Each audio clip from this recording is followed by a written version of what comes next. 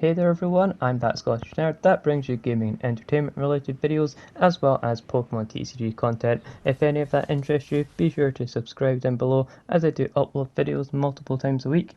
And in today's video, we're looking at Fortnite, and the title and thumbnail is correct. I am in fact a visually impaired gamer who is legally blind, so I'm going to be talking about my experiences with gaming and specifically Fortnite here.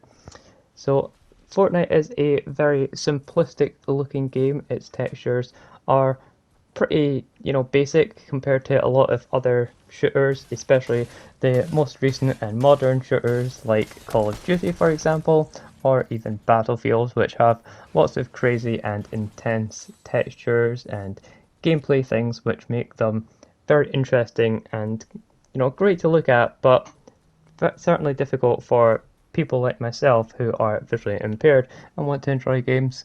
And I've been fortunate and I do still have a lot of my sight, but I do struggle with things like seeing people at distance, for example. So here you'll see me using things like shotguns and SMGs as they allow me to get in close to my opponents and be able to take them out nice and easily.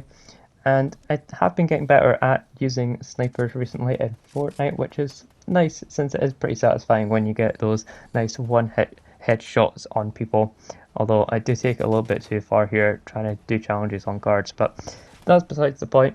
We will be looking at some of the specific settings that I use in Fortnite, as it is optimal for myself, and since everyone is different, I thought it would be interesting to take a look at some of the things that I personally use. So for example, the audio in games is going to be a big thing that we talk about in any kind of game review like this one, as visually impaired people are always going to be focused on using their hearing and listening for people around them. But if we get into the settings here, we start off with the video settings first. And the main ones that we're going to be looking at is the motion blur is the only one that I turn off because it is just a hindrance, and making things more blurry than they need to be is just not very helpful. But they do have good options here for other people who need it, such as color blindness and the contrast that you can increase.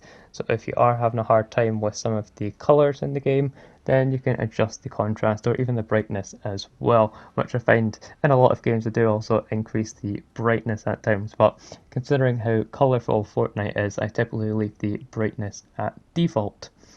As well as going into the other main settings here, such as the gameplay. The only one that I typically mess with here is the auto sprinting, since it's just easier, but we have a lot of other options for people with motor disabilities, allowing you to pick up things automatically, which is nicer to make those things easily. But I also have the little ammo indicator next to the reticle. I have that turned off, as you can see here, as it was just getting pretty frustrating to try and deal with when you're trying to shoot people and you have this extra little thing next to your reticle being a little nuisance and distracting you while you're trying to get your headshots on people with the ARs and things like that. But if we have a look at the sensitivity and other settings like that, I have a pretty low sensitivity, I would say, for this game. It's on 4s and 5s, and that is just because that's what I've been comfortable with, really. I do typically turn it up in other games, and yeah, not much else to say about that. It's just what you're comfortable and what your preferences are. And as I mentioned, of course, the audio here, I have the chat turned all the way up for when I'm playing with other people, as well as turning down the music and trying to put a focus on things like sound effects and listening out for things like chests and footsteps, that sort of thing, so that I can have a good awareness of things that are around me, things like people trying to sneak up on you, or if there's gunfights out in the distance, then you're going to want to be able to listen for those, as you might not be able to see people at a great distance, as I mentioned earlier. And also the overall gameplay, I want to discuss some of the good points about Fortnite. I have mentioned the simplistic graphics, and although we are on PlayStation 5 here, so some of the graphics are actually ramped up a bit compared to other platforms such as mobile and the Nintendo Switch. I have also played this game on the Switch, so I do know the comparisons, and the things on this game, such as the grass as well as particle effects, have been greatly increased. So the grass is much longer and we have a lot of extra particles as well as lighting effects. But that can be seen as a bad thing for some people in the visually impaired community. But for myself, I found that some of the lighting effects can be useful. For example, the weapons, since all of the weapons are color coded for their rarity, when they are dropped on the ground and you have a big loot pile, it does actually become a lot easier to pick through that loot pile when you do have the glowing effect of the lighting of the weapon or the item on the ground, as you can see here. So there's a big pile of loot and there's, you know, one thing that's blue out of all of those. And it's very easy to pick that out amongst everything else, and it may not have been just quite as easy previously if you didn't have the ray tracing and crazy good lighting effects that you have here on the PlayStation 5.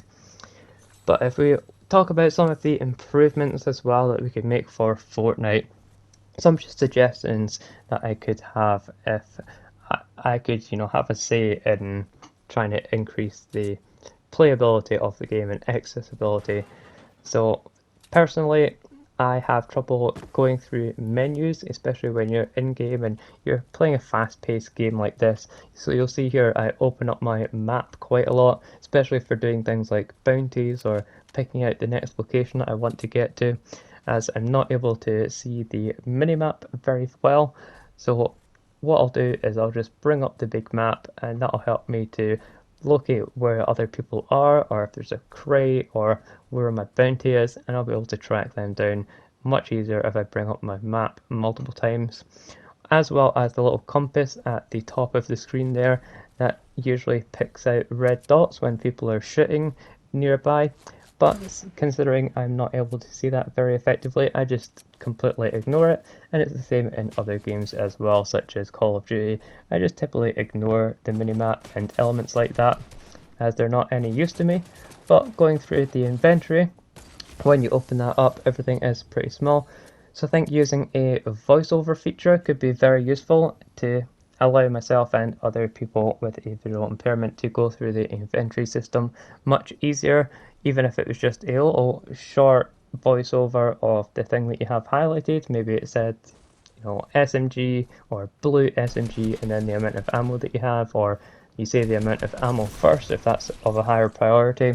And the same could apply for the materials that are in your inventory as well. I think that could be a great quality of life improvement, and we've seen a bunch of the accessibility options being added over time, like the color blindness and contrast.